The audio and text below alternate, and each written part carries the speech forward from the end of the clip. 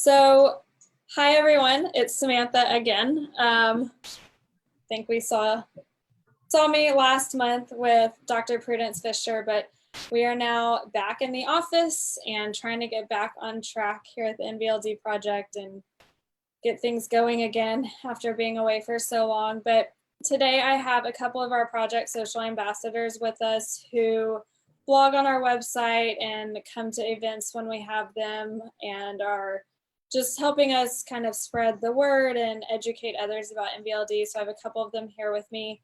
I'll let them introduce themselves first so that you can get to know them. You can also find them on our webpage under Meet the Ambassadors. And then I need to update it, but each of their blog posts are on their pages as well. And then some of their social medias if they wanted to share that. But I'm going to let you guys introduce yourself. We'll start with Megan. And then we'll do Michaela and then Benjamin. So if you guys want to introduce yourself a little bit, tell us who you are, where you're from, what you do. Sure. So I'm Megan. I'm from Canada, Ontario. I'm a disability studies student. I'm studying at Ryerson University in Toronto. I own a business called Beautiful Minds. So I work with children with learning disabilities. Yeah, it's a little bit about what I do. Very cool. Michaela. I'm Michaela Hurst. I have a master's in social work from Hunter College. I also have a certificate in dyslexia studies and language-based learning disabilities through Southern New Hampshire University, bachelor's in psychology, associate's degree in liberal arts. I'm currently a remote community organizer for the National Center for Learning Disabilities. And if you want to know more about that, message me because we're trying to get more involvement. I spent the past couple of months assistant teaching Hebrew school on Sundays. And through the hecticness of this time period, I am looking for a school-based social work position in Vermont, which is where I live. Benjamin. Thank you. So yes, I'm Benjamin Meyer. I'm a licensed clinical social worker in Teaneck, New Jersey. And I work a lot with young adults with learning differences as they adapt to the workforce. And a little bit about me. Personally, I was born in the San Francisco Bay Area, and I was with NVLD when I was a child, and I've kind of coped with it all my life, and I kind of became interested in how psychotherapy and working with individuals NVLD could go together. So that's what I do. Yeah, I'm fluent in English and Spanish. Awesome. So each of them talked about how they kind of have their own thing going on. You can find Megan and Benjamin's business pages linked on their individual ambassador pages. So if you go to About Us, Meet the Ambassadors, and click on their names, you'll find both of their business pages. And then Michaela, I think we have your NCLD information on there. If not, we'll get it added. And if you guys want to connect with any of them, you can email us at info@nvld, and then I can pass along your information to each of these lovely people. Benjamin reminded me, it would be great. Why don't you guys each talk about what age you were diagnosed and kind of how you came about getting diagnosed, just so that people are kind of aware of how that happens as well. We'll go back with you, Megan. Me first? Yeah. Okay, so I was diagnosed with NVLD when I was 7. At first, I thought it was a math disability. Like, I just didn't understand math. I was very illiterate with any concept relating to math. I was just really struggling. I was really shy too, so I didn't have like social skills. So I took an assessment with a psychologist, and finally, psychoeducational assessment. Got diagnosed when I was 7 with NVLD, and it's just been a real struggle, like, you know, fitting in socially, getting the right accommodations. A lot of, you know, special education classrooms are designed with a one glove fits all approach, so not really with NVLD in mind. So it's been definitely, you know, a struggle to find the right support systems. Michaela, when were you diagnosed? I was diagnosed when I was 14 and a freshman in high school. I, at the time, was struggling and failing physics and geometry and pretty much all of my other classes. started high school, I was already dealing with transitioning socially, and we all know high school sucks. So I was dealing with that on top of getting diagnosed with NVLD. And I really struggled. I wasn't diagnosed until then, but for years there were definitely some anomalies in my development, but we couldn't directly pinpoint what they were. My mom was she a retired guidance counselor, and she worked for 35 years. And my dad was also a teacher at one point. So both my parents are educated people, but none of us could quite pinpoint what was going on with me. Took, different kind of path and winding road to getting diagnosed and getting to where I am now. I didn't receive really the help that I needed in high school. I had tutors, and don't get me wrong, like they try their best, and I tried my best, but it just wasn't what I needed. So I got through high school by the grit of my teeth. Some of my grades were good, others were not. And it wasn't until I got to college that I really started to find myself in a different kind of way and realize what my true potential was, and really cope and deal with all my past stuff that still affects me today with regards to having NVLD. Gotcha. Benjamin, what It about affects you? all of us, I think, in different ways. In different ways. So I was I was one of, I think it was about 6 or 7 when I just was one of those kids who I couldn't do the handwriting at all. It would go off the page. It would not, I couldn't fit it into the lines. It was like this big letters. And at that point, it was like 1991, 1992. People didn't know as much about NVLD, but I was so fortunate that I didn't receive neuropsychological testing. And then after a couple of years at Berkeley Montessori, I went to a school called Raskob in Oakland, which was run by Dr. Jack Davis, who is has also been affiliated with a NVLD project, I think, at different times. And I went to Raskob for about 5-6 years, where we had that kind of specialized attention. And Dr. Davis's research has really been on the cutting edge, as well as Jessica Brotman.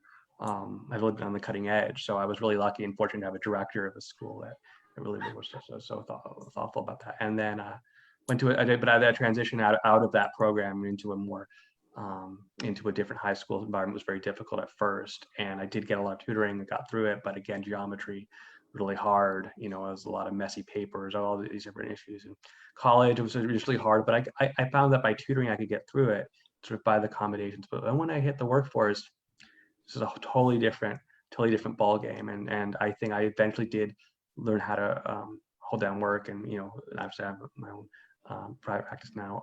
But it took a lot of confidence in knowing how to self-advocate in that situation with much less support. So I kind of became interested in being a therapist to help young adults do that. That's where I am now. Mm-hmm.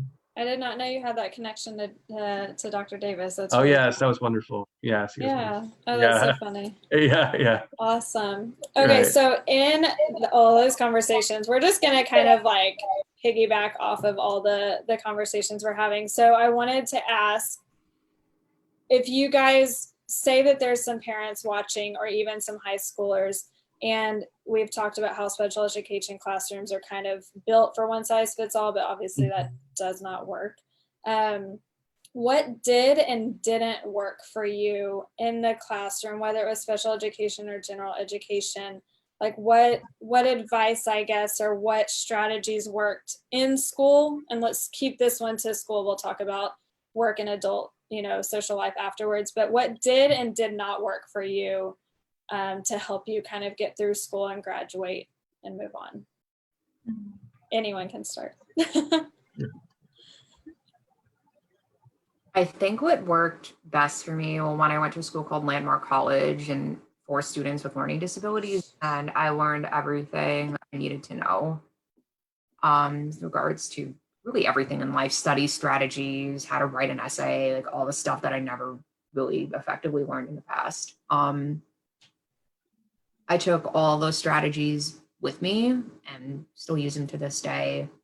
I do the Cornell method of note taking, which I had known about in high school, and I had teachers try to teach it to me to no real effect because I was not in a good place. I was not in the right place with the right support. So it didn't really mean anything to me until I got to college. But ever since I learned it at Landmark, I still do it. One side of the page is the idea. The other side of the page is all the details. So I do that. And when I'm studying for the licensing exam I was supposed to take in April, but now I'm taking it in September. And Benjamin, you know about this. I do index cards or smart cards, which help tremendously, and I have a lot of them. So smart cards, taking notes, really both of those things are what help keep me afloat. Mhm. And having NVLD, I'm not a visual person at all, but I do like using colorful things just because it's fun and it taps into my artsy side, and I do enjoy doing that, and it helps me stay organized. Very cool. Anyone else have what did and didn't work? Yeah, I mean, would you like to go, Nate? It's up to you. You can go. I can go, I guess. So I found that what really has worked for me is to use my verbal memory as much as possible when I'm walking or going someplace new, to speak out the instructions of where I'm going verbally to myself. Helps a lot, and also preparing for transitions. So I begin to work on that a lot. I got to give myself an extra 5 minutes if I'm going to make a transition to go somewhere new, and that's okay. Like, I just make sure I have everything with me. I say, okay, what am I doing now? I put stuff away, and then I kind of walk myself. I'm walking to the transition, walking myself through kind of what I'm doing and where I'm going, verbally back to myself. So I try to use my strengths as much as possible, whether I'm in the workforce, whether I'm in school, a job, to be helpful. And I think in terms of what really helped with that, it was, I did do some just some like advanced testing and sort of neurocognitive work during high school, but also just kind of really realizing that NVLD comes with a unique set of strengths as well, and if I could tap into that was something that was going to be a service to me. So that's kind of how I did it. And I just want to very quickly plug in. I'm going to give a presentation in New Jersey with Sherry Perlman, who's my colleague of mine, on August 11th. So if anyone wants to see that virtually, that's something we can do. We'll put that on our Facebook too, so we'll advertise Okay. that All out there right. for you. Sure. Thanks. Yeah.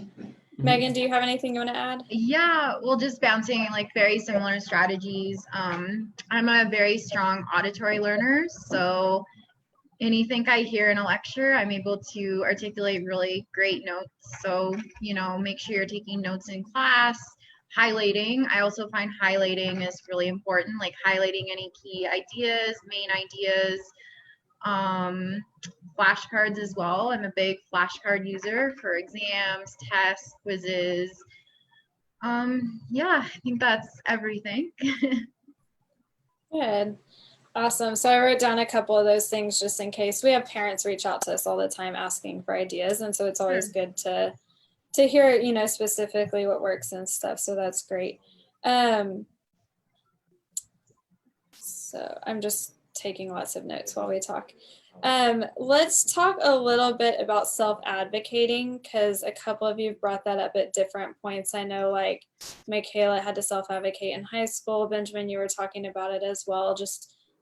And I think you were kind of leading into even in adult life and in employment and stuff, but how important is it, and how do you gain the the courage to really self-advocate and stand up for yourself, whether it's with your parents, your teachers, your friends, your family? Kind of talk to me a little bit about that process as well. Benjamin, we'll start with, go ahead, Megan. No, we'll go with you. Okay. So it's definitely baby steps. I would say I never advocated for myself in high school. It was always my parents during the IEP meetings. We call them IEP meetings in Canada, so individual education plan meetings. But I mean, once you have those IEP and accommodations formed in high school, they kind of do follow you through post-secondary. So college, university, I do find universities are a lot more accommodating compared to colleges. I just find like there's a lot more flexibility, deadline flexibility, way more accommodations you can get in university compared to college. But honestly, just email the professor at the beginning of the school year, introduce yourself, stressing what accommodations you need to succeed, what will work, what doesn't work. Going over the course syllabus is really important too. That's something I do at the beginning of every semester. So going over and knowing your strengths and weaknesses is important, and how you learn, and recognizing what you might need in school. So don't be afraid to ask or, seek out support from your professor or the disability office that you might have at post-secondary.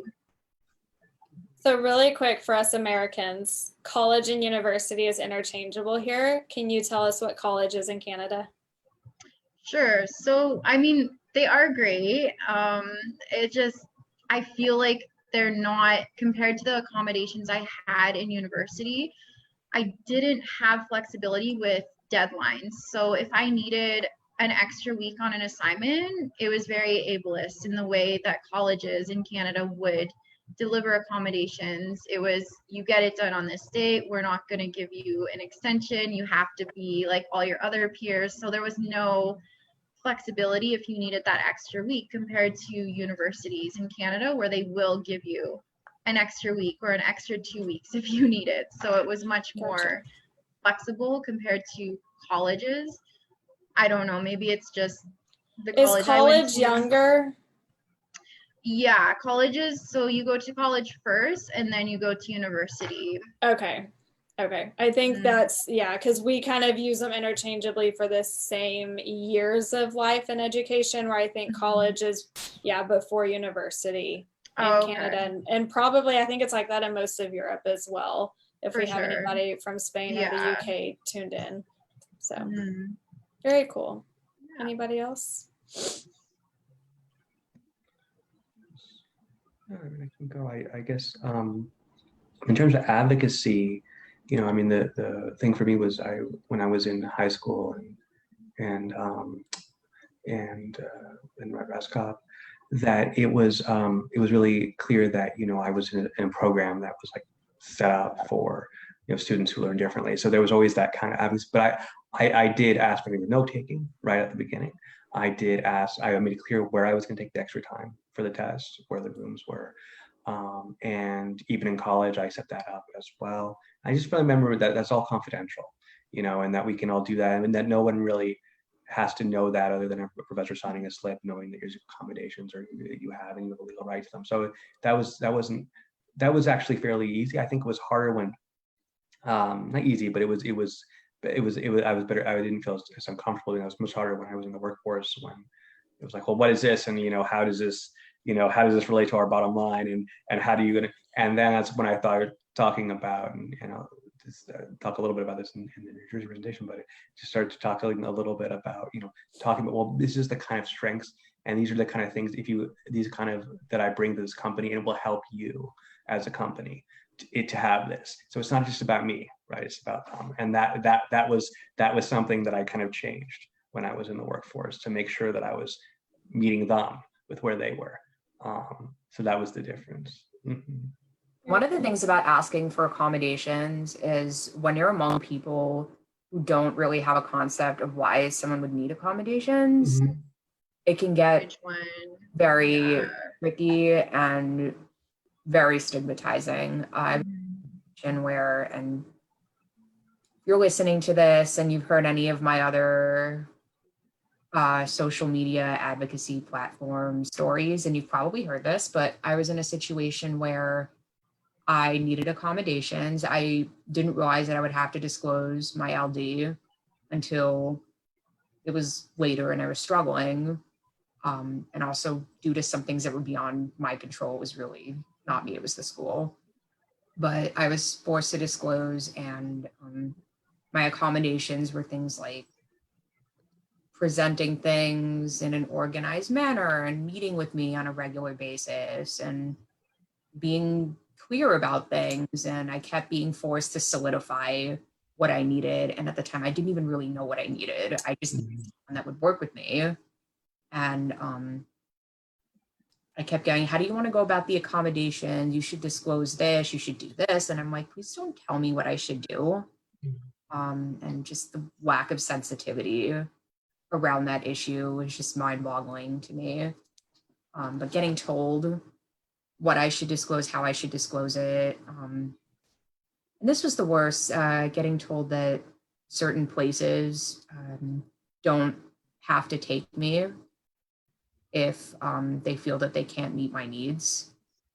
And I sat there in awe. Like, to me, that translates as, you're not going to take me because I have a learning disability and I also have certain expectations and you don't want to deal with me. To me, that was mind-boggling.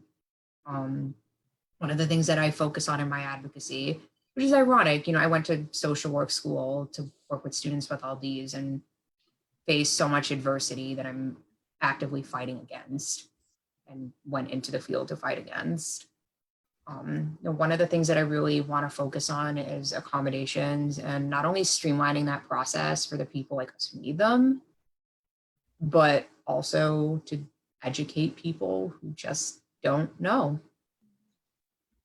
That's really good. Yeah. That's really important. I think there's a lot of education going on across so many different aspects of life right now too, especially as everyone's at home and able to kind of learn and soak in all this stuff. Like, I feel like this is a great time to be talking to friends and family or the people who don't know and do things or say things that may not come across correctly just because they're not informed about NVLD or even just learning disabilities in general. Now's a great time to kind of be advocating, especially online. Everyone is online, I feel like, constantly right now, with COVID and quarantine and whatever else it is. Right. So yeah, now's a good time to like get out there. If you're watching and you have NVLD and you have people in your life that don't know about it, take the time to kind of, talk to them and show them the videos that we're doing or show them some of the blog posts or the articles that we post on Facebook. It's a great tool. As uncomfortable as they might be, and I get that not everyone has the same style of disclosing and readily sharing experiences, but as uncomfortable as it is, these are conversations that in some capacity we need to have. Definitely. So that's going to kind of lead us into COVID. Nice transition there. So everyone's been quarantined across the world for months, and now we're kind of getting back out there into social life, and some of us are back into the workplace and however, school and that kind of stuff. So I want to focus a little bit of time on COVID, quarantine, social distancing. How has that affected you guys as adults with NVLD? How has it changed your life? What are you noticing is different? Just kind of talk about whatever you feel like talking about in this time as far as COVID related issues. I know I showed you guys a picture earlier of some lines on the floor in a store that were kind of confusing. So anything like that, just feel free to share. I think that this is such a weird time that anybody's looking for any information they can get an insight into that aspect of life.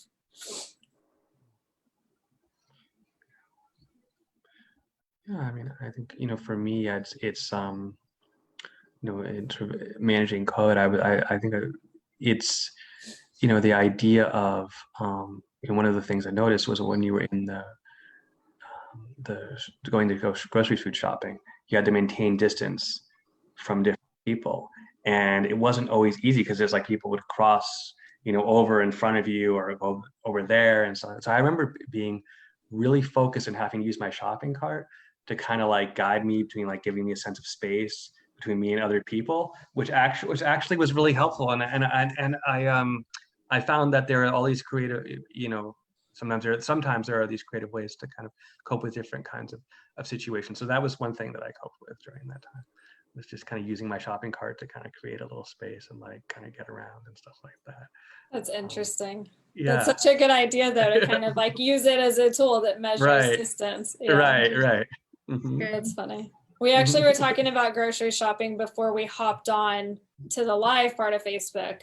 Megan was talking a little bit about how she's been doing grocery delivery Yeah, grocery pickup, because or pickup.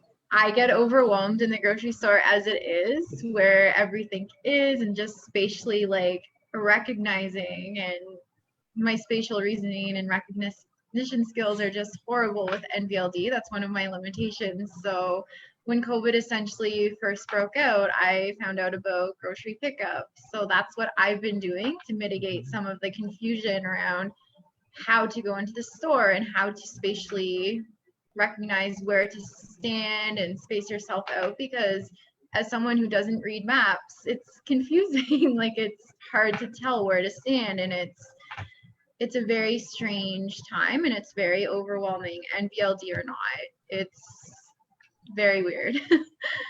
So it has been anxiety invoking too, like just the whole sense of wearing a mask and all these extra things you have to think of, even with NVLD, like you mentioned earlier, Benjamin, with like when you transition, you have to like kind of set yourself up with preparing for transitions. So adding on the mask is an extra thing you just have to add on to everyday transitions, right? So it has been very, very strange and a lot to adjust to. Lots of anxiety around the wearing a mask and just feeling almost, it's a foreign concept, right? You're in a new world almost, I guess you would say. Yeah. Very cool. I know, sorry, I had something come to my mind and I just lost it. I'll come back to it. So as far as wearing the mask, because some people, and I know, so we've mentioned this before, and I've mentioned it in plenty of our talks, NVLD is such a spectrum, right? No one person is the same. No one struggles with the exact same stuff or has the same strengths. Everyone is very different. So I know that some people struggle with facial expressions and body language. How has COVID, as far as wearing a mask where you're hiding half your face all the time, and body language, because you're distancing, you're not able to hug or handshake or do the things that we're taught are appropriate. How has that changed and affected kind of your daily interactions, if you are interacting with other people on a daily basis outside of the World Wide Web?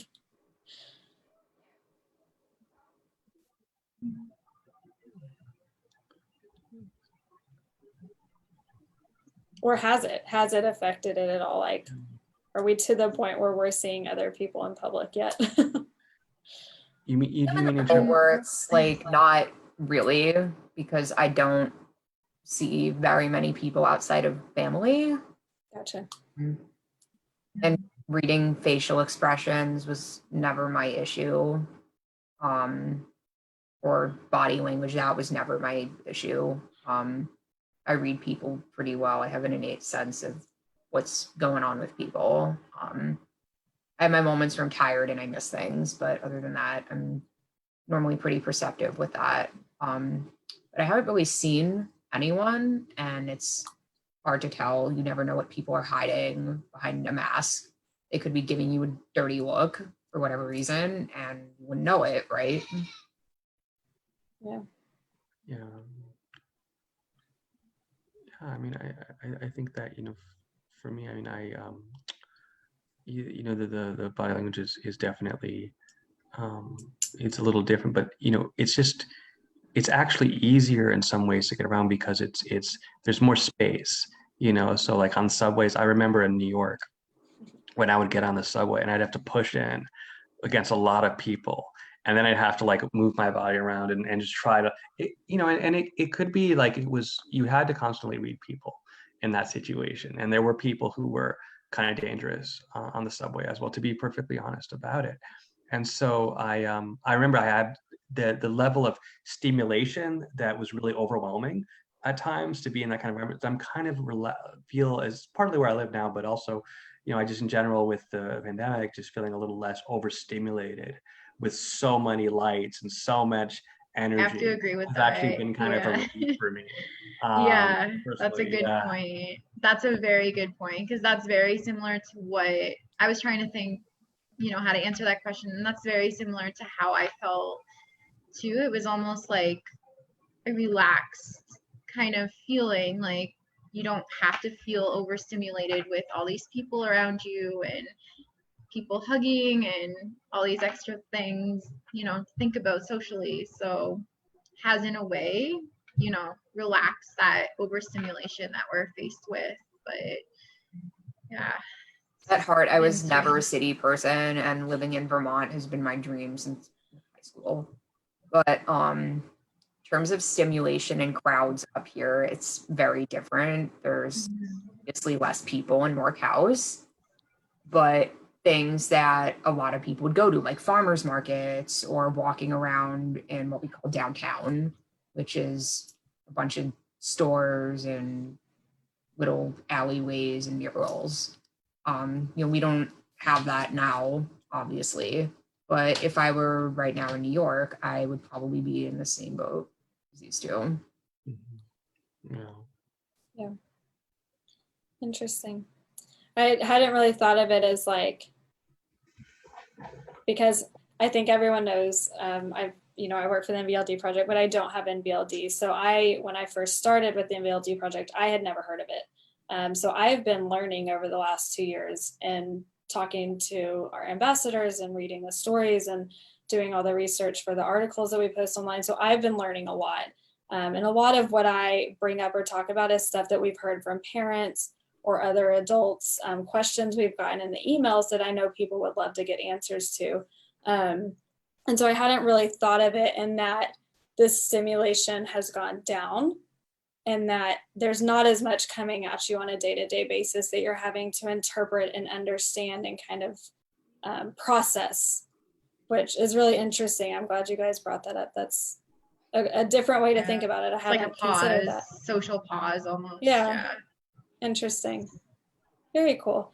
Well, that being said, as someone who does not have NVLD, what would you guys want to tell me or tell someone without NVLD that has not struggled with those things? What is one thing that you guys, like, if anything, that you would want everyone to know or to handle or say, just anything at all? What's like one thing that you would just want to share with someone who doesn't have NVLD? Is that a weird question? It's like advocacy.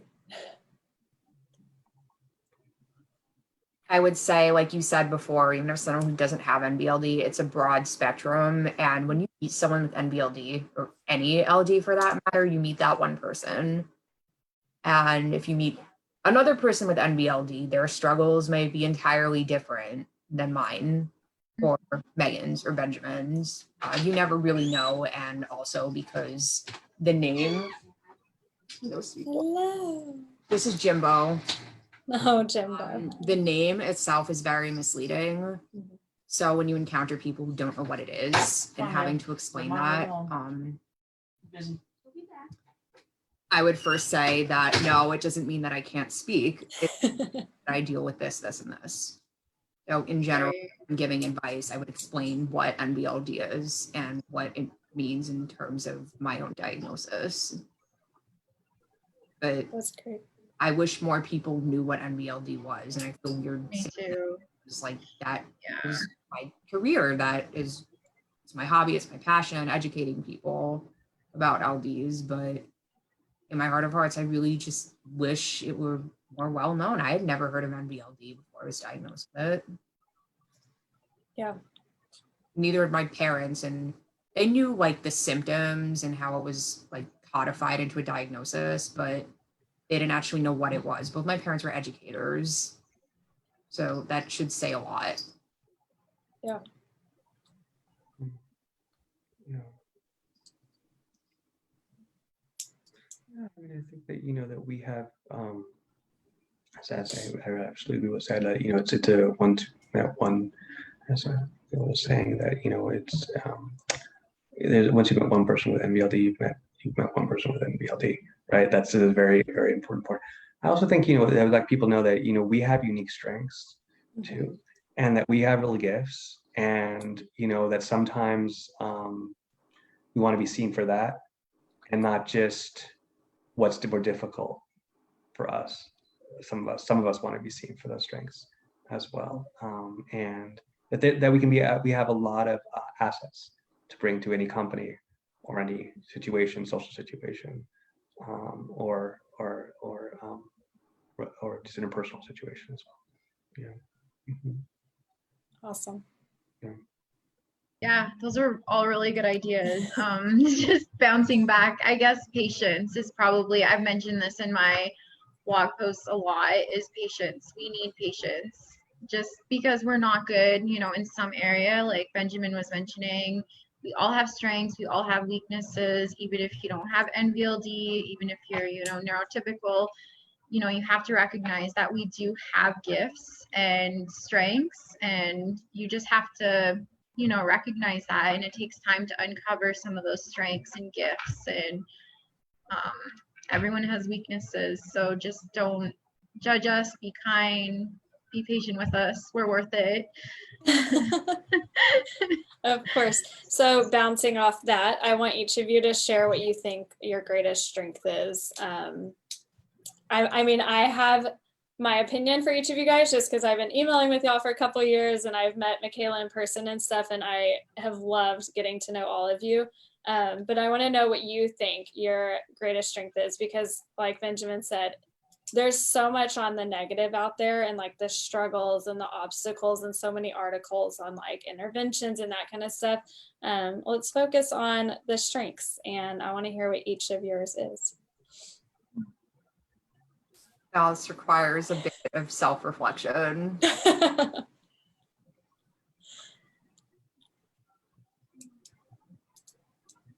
strength based on NVLD or just in general? I mean, I think that do in general, because I have a feeling that it still comes back to like what you've overcome and how like successful you guys are. I just share and we'll see.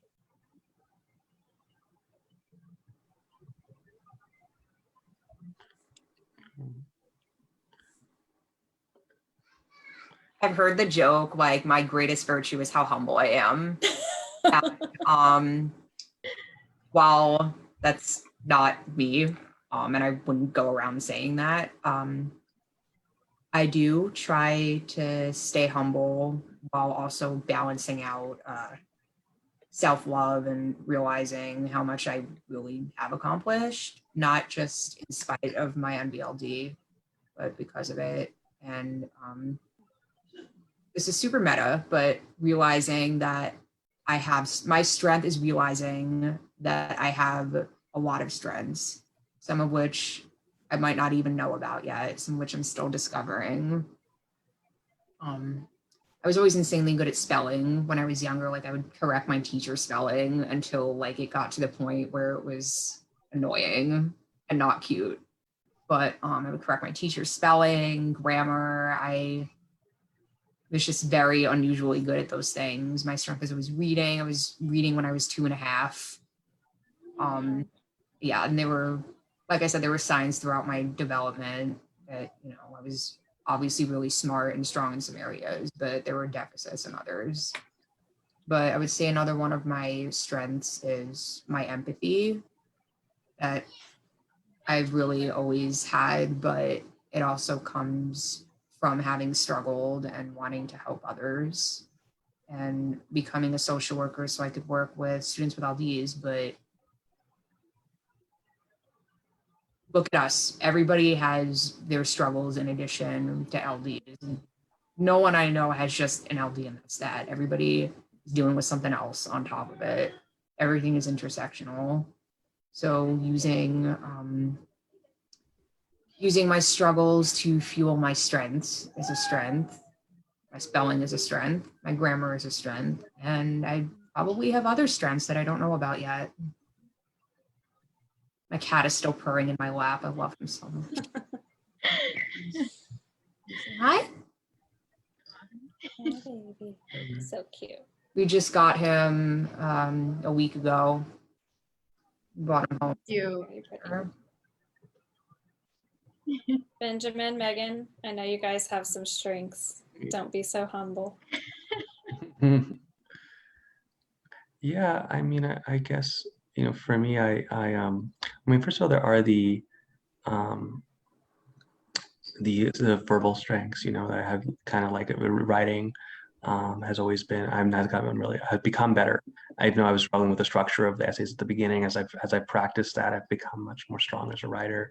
And the verbal memory, I can remember what people have said. And that kind of led me to the Spanish language and me like achieving a certain amount of fluency in that, which was really to kind of use those strengths to achieve that was something that, I felt really positively about. And then, and the other thing is, I think that as we say, empathy and compassion, but also understanding how to talk about myself in a way other people will understand, and be able to get where I'm coming from and why I'm saying it, because I haven't always been understood. So I have had to kind of like develop that in the workplace, for example, to really express myself and listen to other people as well. That's been something that's kind of a strength.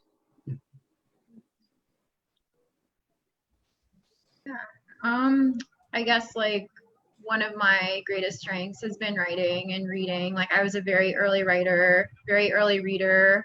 As soon as I could hold a pencil, I was, writing short stories and poems, and writing was always an outlet for me for my learning disability, and it was just a way for me to express myself, and that's always been one of my gifts. I've had family members and friends tell me that I'm a beautiful writer, so I have to keep writing, keep at it.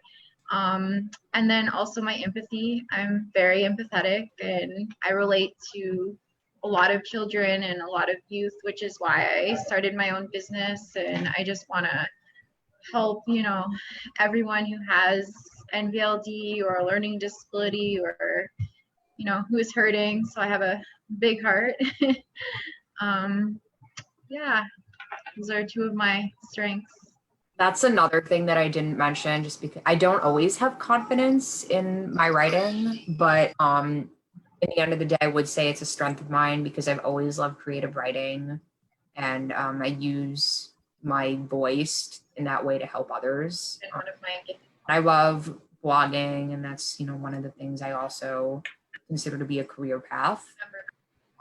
People have always told me I'm good at writing, and I used to write poetry, still do whenever I'm inspired.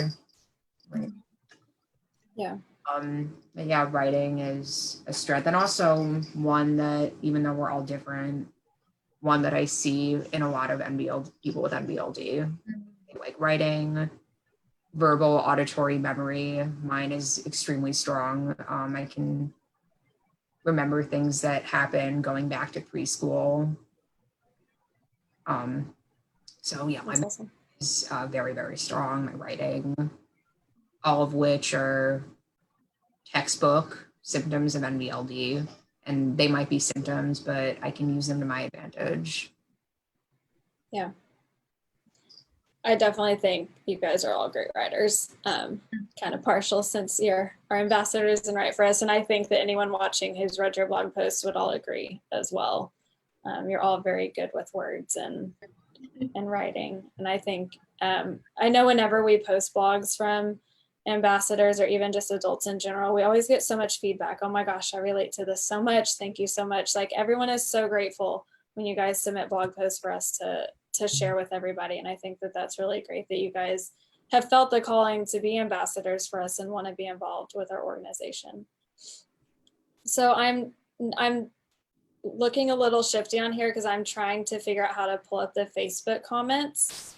But since we're on Zoom, when I pull it up on Facebook, it starts playing the audio from the playback.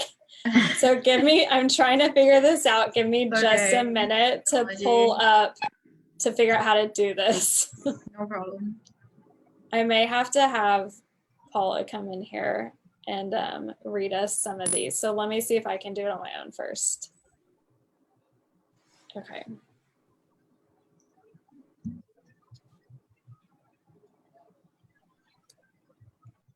I don't know how to find.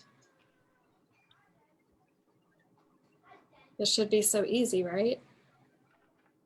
I can, it says there's 15 comments. I can only see 4. See, and now I've pulled myself up and I'm watching us. You might have to go to all comments and it might be on most relevant. Well, when I do that, it pulls up the video. Okay, wait, I got it. I muted us on the other thing. It's all learning experience. None of us have ever done this before. I'm like, oh my gosh, how does this work? Okay, so we have some comments, and I'll read them to you guys since you guys can't see them right now since we're on Zoom.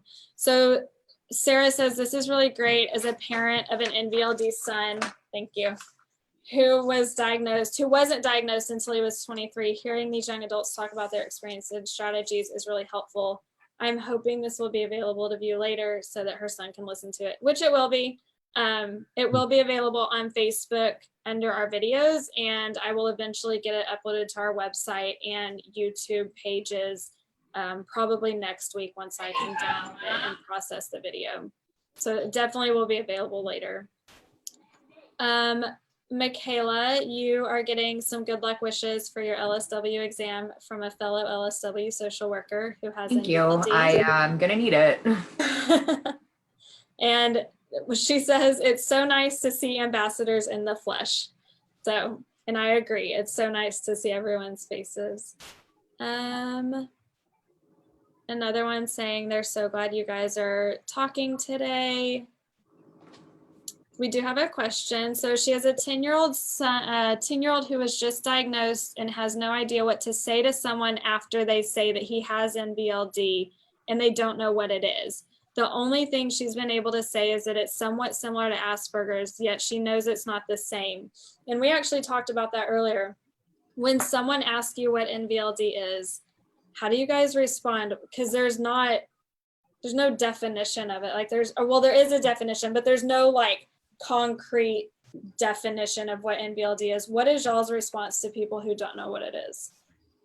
It's frustrating.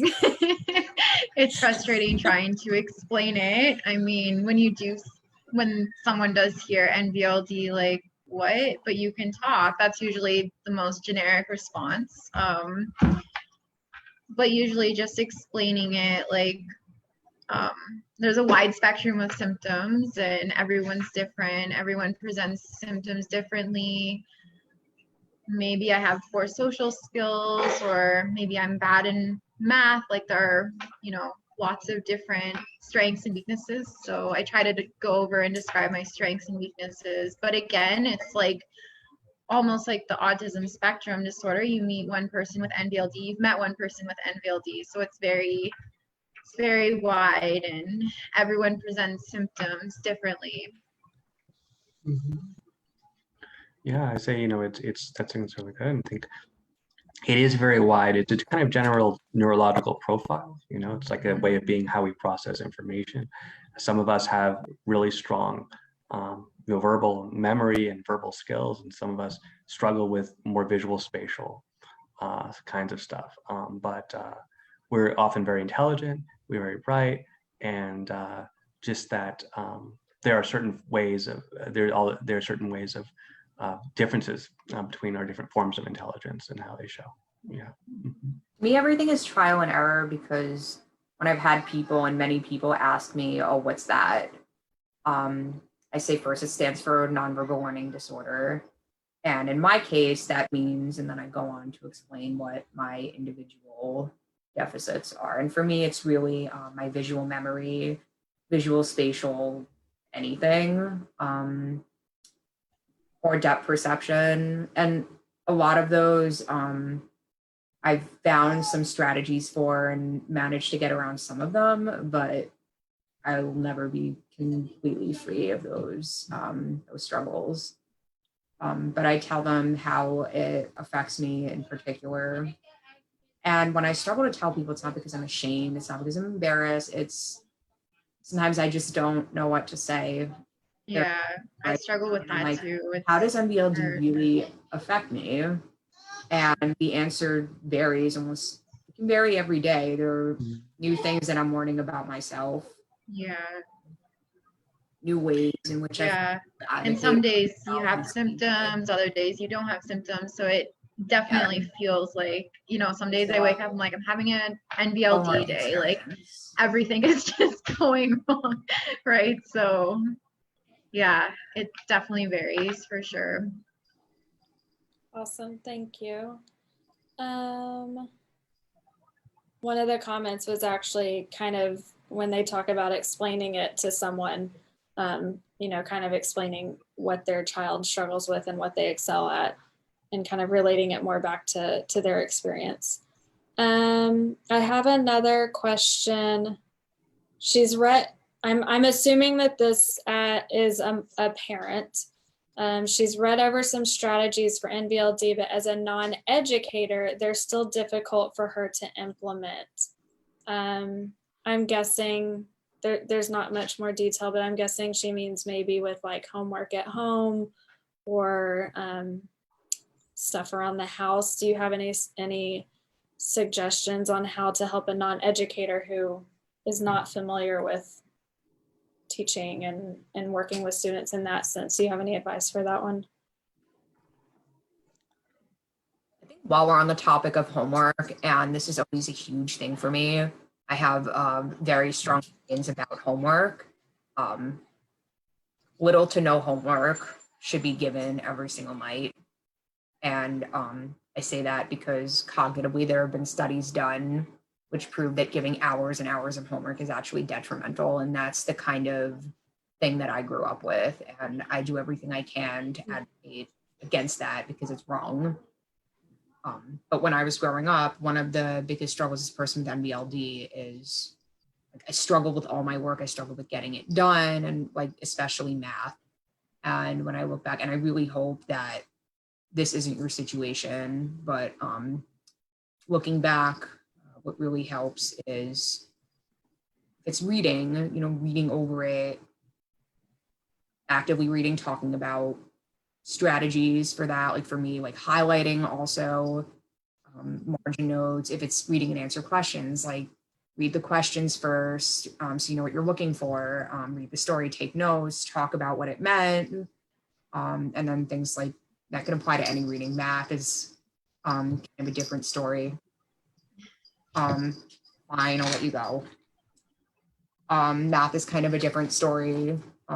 It's never been good at math, but there are also ways that you can show a kid how to do math problems. You can break it down step by step, and if you just have a template of how do you do it every single time, those things can be super helpful. Even if something isn't all auditory and some of it is visual, I find that if it's clear enough and it's not as like all over the place, all over the page kind of thing, then it can actually be really useful.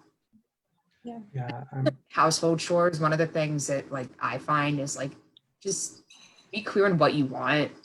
So if you want someone to move something to a certain place or like fit something in somewhere, like say exactly what the thing is.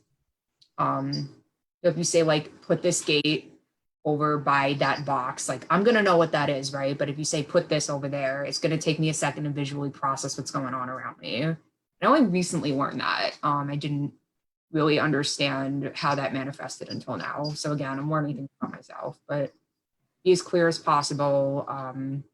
Make things really rooted in strategies and understanding rather than academic pressure.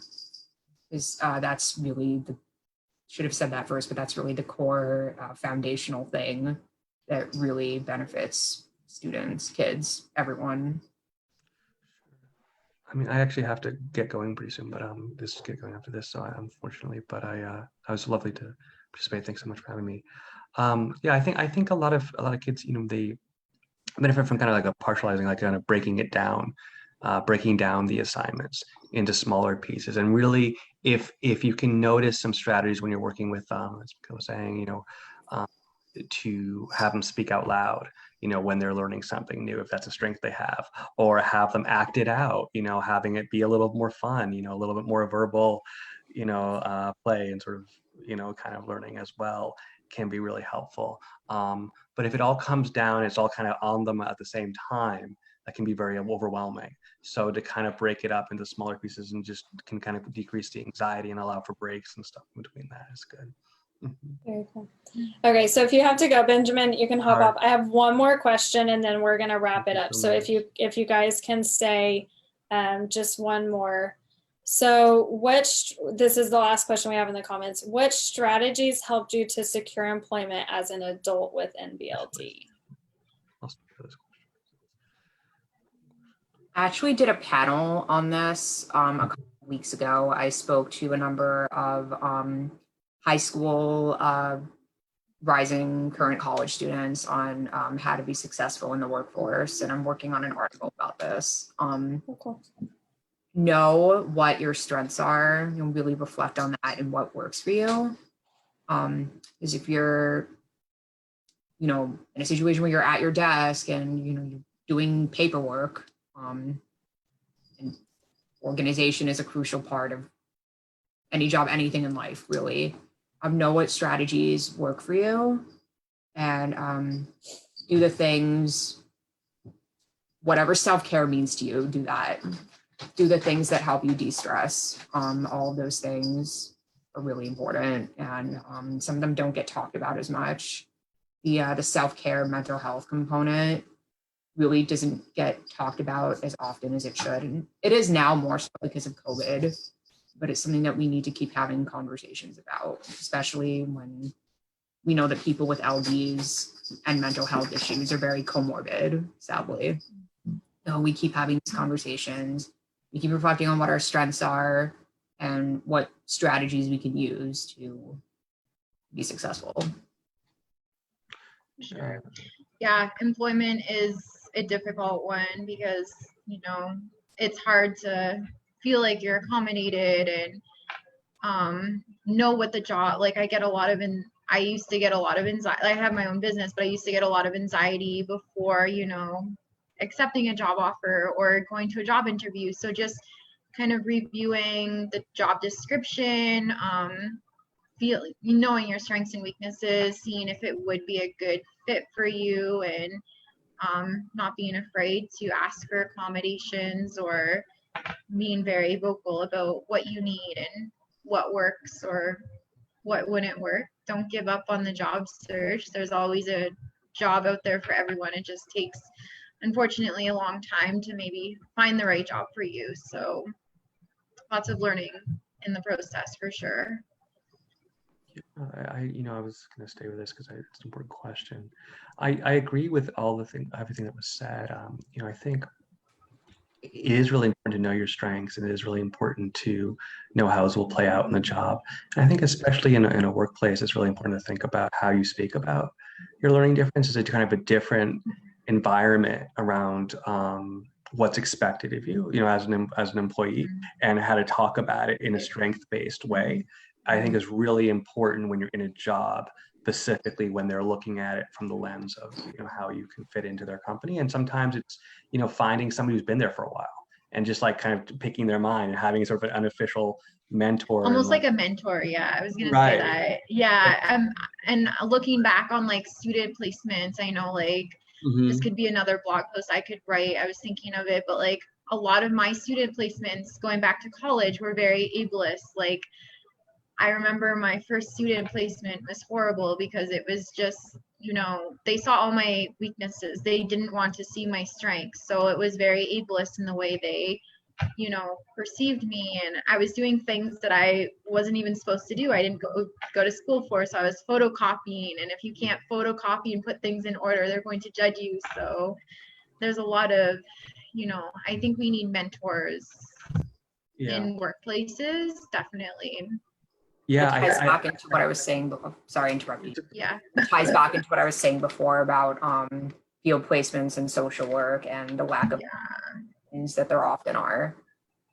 Yeah, no, all of that is Wonderful really, experiences in field, but there were also some negative ones. yeah, those are all really, really important. And I think, really, people love employees who are creative in how they show their strengths. And if it's taking an initiative in some area that have strength in, that will help people be more forgiving and more open to the areas in which you're struggling. And so I was going to talk about, the fact that if you present, like if you're really good at verbalizing or presenting, doing that and showing leadership and initiative in that will help people want to take notes for you, because you're showing initiative in one area. So building that self-confidence, I mean, that's a lot of what like psychotherapy, the therapy is about, is for building that self-confidence and that self-awareness to do that. For sure. That's what we do. Yeah. Mm-hmm. Mm-hmm. That's great. Okay, Yeah. guys, I know that we have gone a little long today, and honestly, this went so well that we're probably gonna call you guys back. I know that I'd like to have each of you on individually too, because you guys each have an expertise in certain areas. And if you go read the blog post, you can kind of tell where everyone's passion is. But thank you for coming on. I appreciate all three of you joining us today. This was really helpful. Very insightful. I'm sure that everyone watching has really enjoyed it, and I hope to talk to each of you guys again soon. Thank you so much. All right. Thank you. Thanks, guys. Have a great day. You too. You Bye, too. everyone. Bye, everyone. Bye. Bye.